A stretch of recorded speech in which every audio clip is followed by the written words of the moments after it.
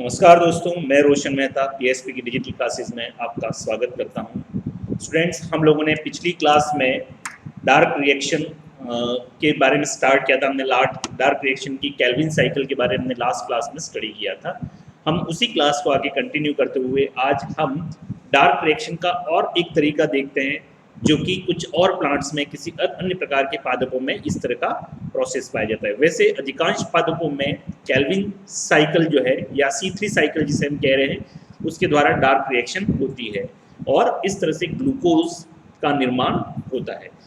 क्यों इसको C3 cycle कहते हैं? तो C3 साइकिल कहने का मतलब ये है कि ग्लूकोज का जो या निर्माण जो हो रहा है उसमें इस C3 साइकिल के सर्वप्रथम जो स्थायी यौगिक बनेगा वो क्या बनेगा? 3 कार्बन वाला PGA बनेगा, फास्फोग्लिसरिक एसिड बनता है। इस वजह से इसको हम क्या कहते हैं? इस साइकिल को C3 साइकिल कहते हैं। लेकिन कुछ प्लांट ऐसे होते हैं जिनमें C3 यौगिक या C3 साइकिल की जगह पे यहाँ पर 3 कार्बन वाला यौगिक नहीं बनता है और उसकी जगह पे 4 कार्बन वाला यौगिक बनता है, जिसे ऑक्जेलो एसिडिक अम्ल कहते हैं। तो इस वजह से कुछ प्लांट्स में इस तरह का C4 साइकिल चलता है। क्यों C4 साइकिल कहा? क्योंकि यहाँ पे प्रथम स्थायी यौगिक जो बना है वो क्या है? 4 कार्बन वाला यौगिक बना है। ओके, तो हम आगे देखेंगे इसकी हिस्ट्री के बारे में कि C4 साइकिल का जो हिस्ट्री है वो 1954, ओके, 1954 में सबसे पहले HP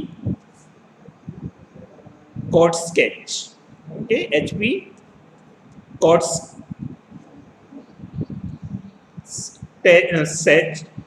हार्ट और बर, ये साइंटिस्ट थे। उन्होंने क्या किया? सबसे पहले गन्ने की जो पत्तियां थी, है ना, शुगर कैन प्लांट की जो लीफ थी उनमें प्रकाश संश्लेषण का स्टडी किया। उन्होंने फोटोसिंथेसिस का स्टडी किया और उन्होंने क्या पाया? उन्होंने देखा कि यहाँ पर प्रथम स्थायी यौगिक जो था कार्बन, 3 कार्बन की जगह पे 4 कार्बन वाला यौगिक बनता है, उत्पाद बनता है। ओके, फिर आगे 1966 में हेज और स्लैक, MD हेज और CR स्लैक, दो साइंटिस्ट हुए। उन्होंने भी इस बात की पुष्टि कर दी कि पौधों में या इन पौधों में या शुगर कैन जैसे कुछ प्लांट्स के अंदर प्रथम स्थायी उत्पाद के रूप में ऑक्जेलो एसिटिक अम्ल बनता है, जो कि 4 कार्बन वाला यौगिक है।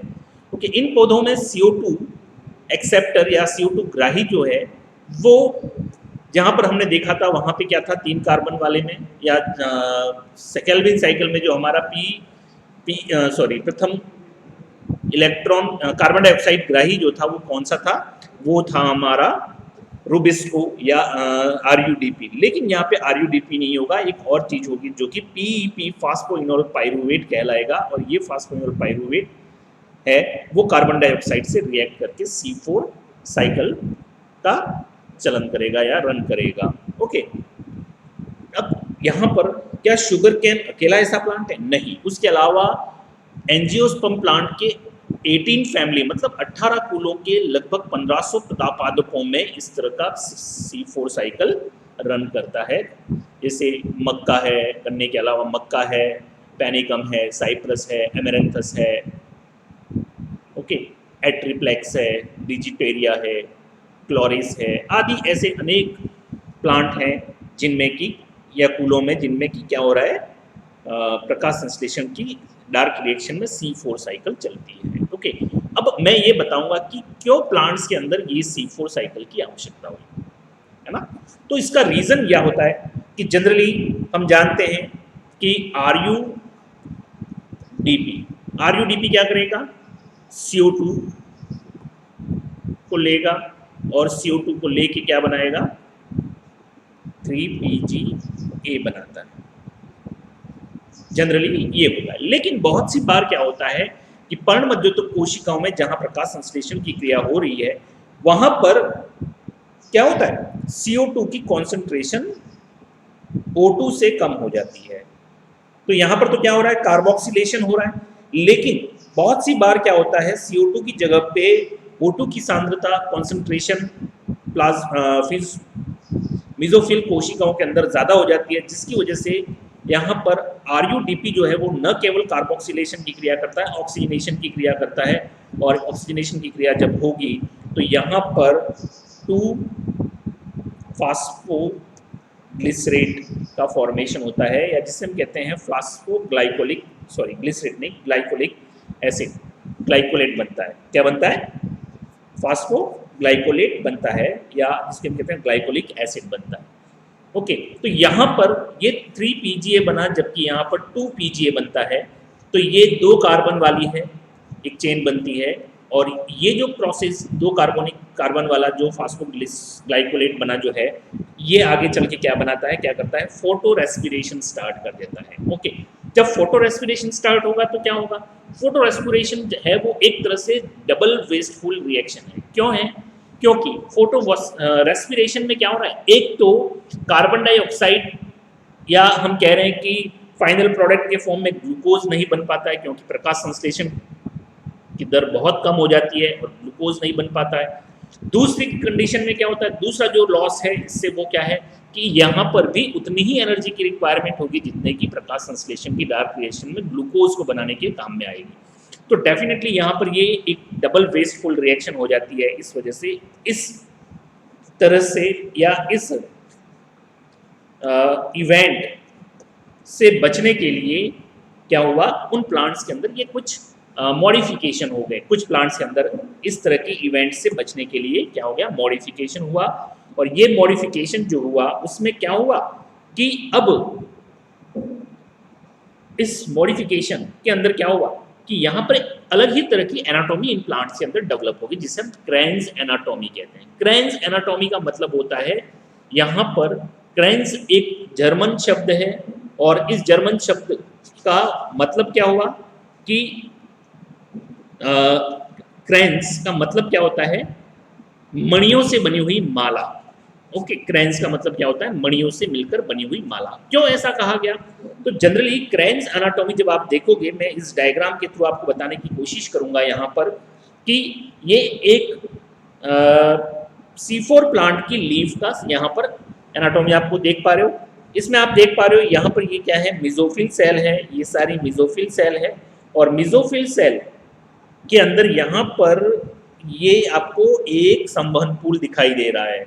ओके, और ये संवहन पूल आप जब देखोगे जनरली तो क्या होगा, ये संवहन पूल क्या किससे घिरा हुआ होगा, ये संवहन पूल बंडलशीथ सेल, या जिसे हम कहते हैं पुलाच्छित कोशिकाओं के द्वारा घिरी हुई रहती है। ओके, और ये पुलाच्छित कोशिकाएं जो होती है ये यहाँ पर इंपॉर्टेंट रोल प्ले करती है। और इसको क्रेन्स क्यों कहा गया, तो क्योंकि आप देख पा रहे हो ये एक मणियों की बनी हुई माला के समान प्रतीत हो रही है, और इसी वजह से इसको क्रेन्स एनाटॉमी की संज्ञा दी गई है। ओके, अब ये क्या हो रहा है यहाँ पर, तो यहाँ पर अब इस इमेज के अंदर आप देख पा रहे हो, मैं और अच्छे से यहाँ आपको बता देना चाहूँगा। ये इमेज यहाँ पर एक वेस्कुलर बंडल दिखाई दे रहा है, जिसमें ये जाइलम है, ये फ्लोएम है।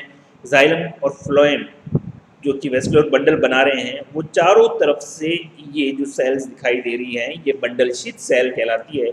इन बंडलशीथ सेल से ये सराउंडेड है, घिरी हुई है। ओके, क्या रोल होता है इनका हम देखते हैं। तो यहाँ पर ये जो मेसोफिल की सेल जो होती है, ये मेसोफिल की सेल के अंदर यहाँ से सपोज CO2 अंदर एंटर करेगा।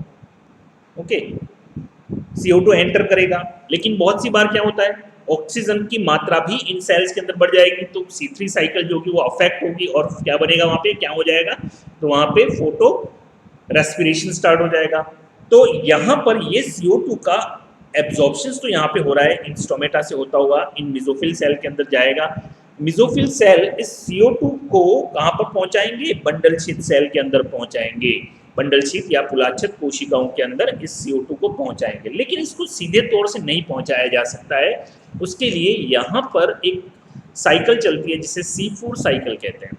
ओके, तो ये CO2 को यहाँ से यानी मेसोफिल सेल से बंडलशीथ सेल में पहुँचाने के लिए ये पूरा अरेंजमेंट है।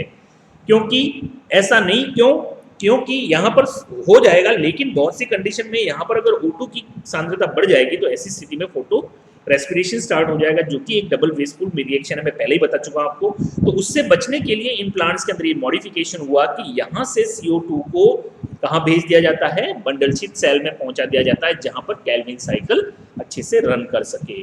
लेकिन उस दौरान ये जो पूरी प्रोसेस है वो कुछ केमिकल इक्वेशंस से बनकर एक साइकिल बनाती है, और जिसे हम कहते हैं C4 साइकिल। क्या कहते हैं इसको, C4 साइकिल कहते हैं। तो इस डायग्राम, इस C4 साइकिल में एक्चुअल होता क्या है, तो आप देखिए C4 साइकिल में मैं आपको यहाँ पर C4 साइकिल में क्या हो रहा है कि सबसे पहले आप देखिए, मैं इसको फ्लो डायग्राम से भी समझा दूंगा, लेकिन एक केमिकल इक्वेशंस के माध्यम से पहले मैं समझा दूं, या फिर एक बार आप देख लीजिए यहाँ पर, इसके द्वारा आप देख सकते हो, ये है फ्लो डायग्राम जिसके थ्रू आप देख सकते हो, ये गार्ड सेल है, यानी स्टोमेटा का गार्ड सेल है, और CO2 यहाँ से एंटर कर रही है कहाँ पर, मेसोफिल कोशिकाओं के अंदर। ये दिख रही है आपको कौन सी कोशिका, ये पूरी मेसोफिल कोशिका है, और ये पूरी आपकी guard cell, sorry bundle sheath cell है। ओके, तो मेसोफिल और बंडल शीट सेल को आप अलग अलग देख सकते हो। मैंने फिर से बता दूं, ये बंडल शीट सेल है, मेसोफिल सेल है, और ये बंडल शीट सेल है। नीचे की ये पूरा जो स्क्वायर दिखाई, रेक्टेंगल दिखाई दे रहा है आपको, ये क्या है, बंडल शीट सेल है, और ये मेसोफिल सेल है। अब क्या हो रहा है, मेसोफिल सेल के अंदर CO2, क्योंकि आप देख पा रहे हो ये स्टोमेटा के काफ़ी नज़दीक होती है मेसोफिल सेल, तो क्या होगा कि यहाँ से अंदर से CO2 एंटर करेगा, स्टोमेटा से होता हुआ, और CO2 अंदर एंटर करेगा, तो यहाँ पर इन कोशिकाओं के अंदर श्वसन के दौरान बना एक फास्फोइनोल पाइरूवेट, जो कि आपको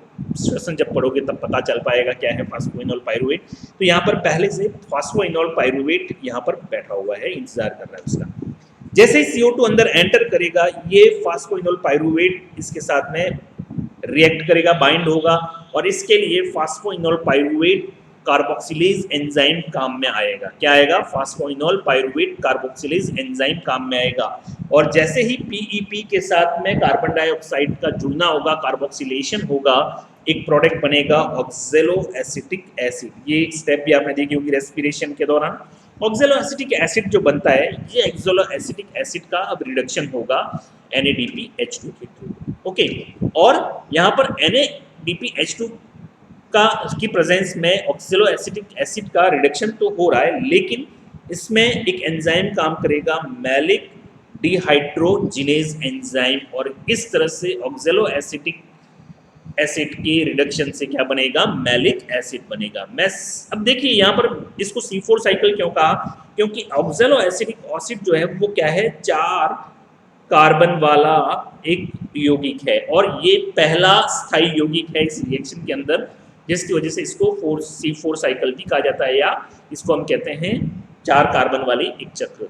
ओके, तो अब यहाँ पर आप देख सकते हो, ये मैलिक हाइड्रोजिनेज एंजाइम की प्रेजेंस में ऑक्जेलो एसिटिक एसिड का रिडक्शन हो रहा है NADPH2 की प्रेजेंस में, और इससे क्या बन रहा है, मैलिक एसिड बन रहा है। मैलिक एसिड भी क्या है, 4 कार्बन वाला है, मतलब यहाँ पर कार्बन का कोई लॉस नहीं हो रहा है, कार्बन उतने ही है, तो मैलिक एसिड भी 4 कार्बन वाला एक पदार्थ बन रहा है, यौगिक बन रहा है। और ये मैलिक एसिड जो है, अब क्या होगा कि आप देख पा रहे हो यहाँ से मेसोफिल सेल से होता हुआ, अब ये मेसोफिल सेल से कहाँ पर एंटर कर रहा है, ये मैलिक एसिड जो होगा वो कहाँ पर जाएगा, ये बंडल शीट सेल के अंदर प्रवेश कर जाएगा। बंडल शीट सेल में यहाँ पर मैलिक एसिड जो है उसका मैलेट डिकार्बोक्सिलेज एंजाइम की प्रेजेंस में क्या होगा, डिकार्बोक्सिलेशन होगा। मतलब यहाँ पर मैलिक एसिड से एक कार्बन डाइऑक्साइड की फॉर्म में क्या होगा, निकल जाएगा, जिससे कि पायरुविक एसिड बनेगा। तो हम कह सकते हैं कि malic acid, pyruvic acid carbon dioxide के फॉर्म में टूट जाता है। ओके, अब यहाँ पर ये जो पायरुविक एसिड जो बना था, ये वापस से कहाँ पर पहुंच जाएगा, ये वापस से मेसोफिल सेल में पहुंच जाएगा। मेसोफिल सेल में ये ATP की प्रेजेंस में, पायरुवेट डिकाइनेज एंजाइम की प्रेजेंस में वापस से क्या बना लेगा, PEP यानी फास्फोइनोल पायरुवेट का निर्माण कर लेता है। इस दौरान यहाँ पर जो CO2 रिलीज हुई है, ये CO2 क्या करेगी, यहाँ पर बंडल शीट में ये क्या बनाएगी, हमारी C3 साइकिल को रन करेगी। C3 साइकिल या C4 cycle, sorry C3 cycle या केल्विन साइकिल को यहाँ पर रन करेगी। जैसा कि आप इस डायग्राम के अंदर देख सकते हो, आगे C3 साइकिल हम पिछली क्लास में पढ़ चुके हैं। कार्बन डाइऑक्साइड जब बंडल शीट सेल में आ गई, तो ये बंडल शीट सेल में पहले से प्रेजेंट रिबुलोज डाइफॉस्फेट या RUDP के साथ में ज्वाइंट होगा, बाइंड होगा और एक स्थायी 3PGA बनाएगा यानी फास्फोग्लिसरिक एसिड बनाएगा। ये फास्फोग्लिसरिक एसिड PGAL यानी फास्फोग्लिसरिक एल्डिहाइड का फॉर्मेशन करेगा। PGAL से इंटरमीडिएट कंपाउंड्स बनेंगे और इंटरमीडिएट कंपाउंड से रिबुलोज फॉस्फेट बनेगा और ये रिबुलोज फॉस्फेट वापस से रिबुलोज डाइफॉस्फेट बनाएगा। तो इस तरह से एंटायर कैल्विन साइकिल चलेगी और यहाँ पर आप देख सकते हो ग्लूकोज का निर्माण होगा जब 3PGAL का फ्रक्टोज 1,6 डाइफॉस्फेट में फिर आइसोमराइजेशन होगा और इस तरह से फाइनली सुक्रोज प्लस स्टार्च का फॉर्मेशन होगा। तो इस तरह से कार्बोहाइड्रेट का यहाँ पे फॉर्मेशन होगा और ये कार्बोहाइड्रेट प्लांट के अंदर न्यूट्रिशंस की तरह काम में आएगा। तो यहाँ पर आपने ये इक्वेशंस देख ली, रिएक्शंस देखा, ये एक फ्लो डायग्राम देखा। मैं इसे आपको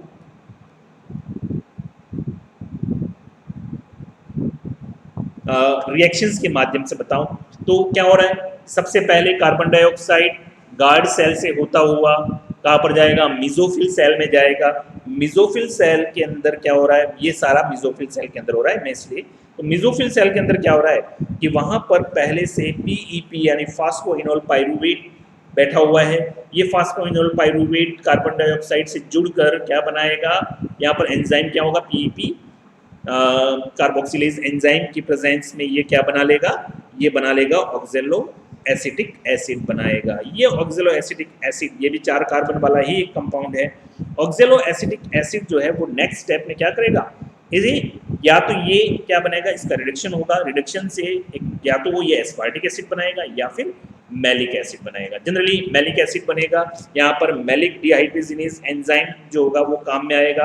तो इस तरह से ऑक्जेलो एसिटिक एसिड जो था वो मैलिक एसिड के अंदर कन्वर्ट हो गया, मैलिक डिहाइड्रोजिनेज एंजाइम की प्रेजेंस में इसका रिडक्शन हो गया NADPH2 के द्वारा। ओके, अब क्या हो रहा है नेक्स्ट स्टेप के अंदर, ये जो मैलिक एसिड बना था ये मैलिक एसिड कहाँ पर पहुंच जाएगा, तो ये गार्ड्स बंडल शीथ सेल के अंदर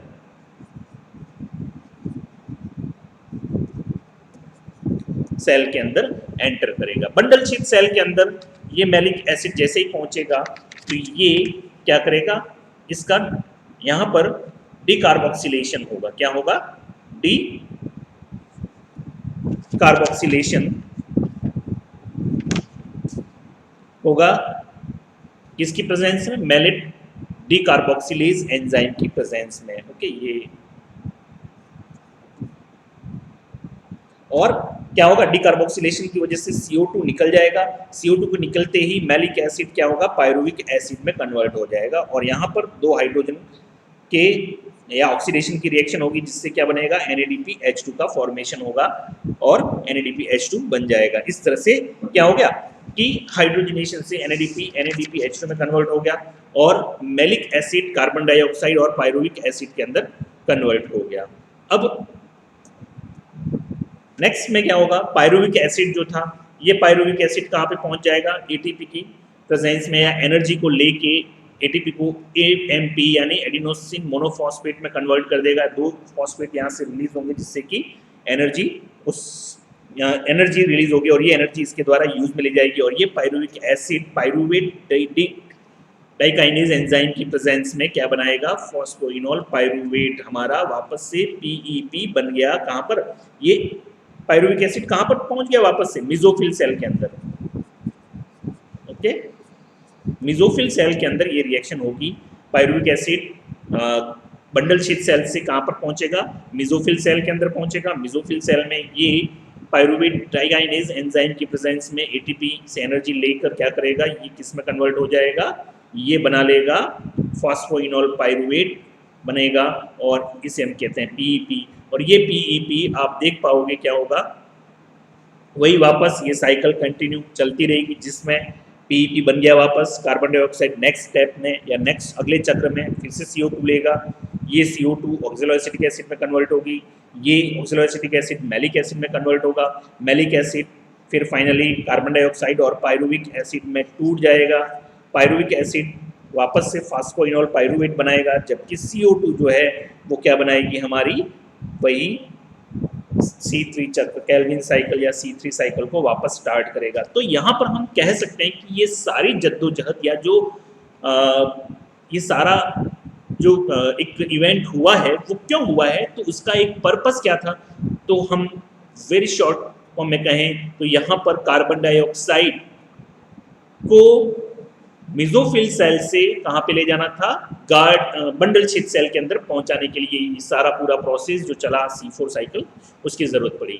क्यों जरूरत पड़ी, क्यों बंडल शीथ सेल में कार्बन डाइऑक्साइड को पहुंचाना पड़ा, तो इसका प्रॉब्लम मैंने बताया कि बहुत सी बार कार्बन डाइऑक्साइड की जगह पे RUBP के साथ में ऑक्सीजनेशन हो जाता है, ऑक्सीजन का जुड़ना हो जाता है, और ऐसी स्थिति में यहाँ पे फास्फोग्लाइकोलिक एसिड बनता है, और ये फास्फोग्लाइकोलिक एसिड का बनना जो कि आगे चलकर किस में जाता है, वो स्टार्ट कर देता है फोटो रेस्पिरेशन को। और फोटो रेस्पिरेशन जो है वो मैंने पहले ही बताया आपको, इससे दोहरा लॉस है, दो तरह का नुकसान है, एक तो एनर्जी यूज में आ जाएगी और दूसरा हमारा कार्बन डाइऑक्साइड ग्लूकोज भी नहीं बन पाएगा या कार्बोहाइड्रेट का फॉर्मेशन भी नहीं होगा। तो इस तरह से इस इवेंट या इस प्रॉब्लम से बचने के लिए ये सारी जद्दोजहद हुई है। तो आज के इस वीडियो में हम इतना ही पढ़ेंगे और अगले वीडियो में एक नए टॉपिक के साथ हम फिर मिलेंगे। तब तक के लिए थैंक यू वेरी मच।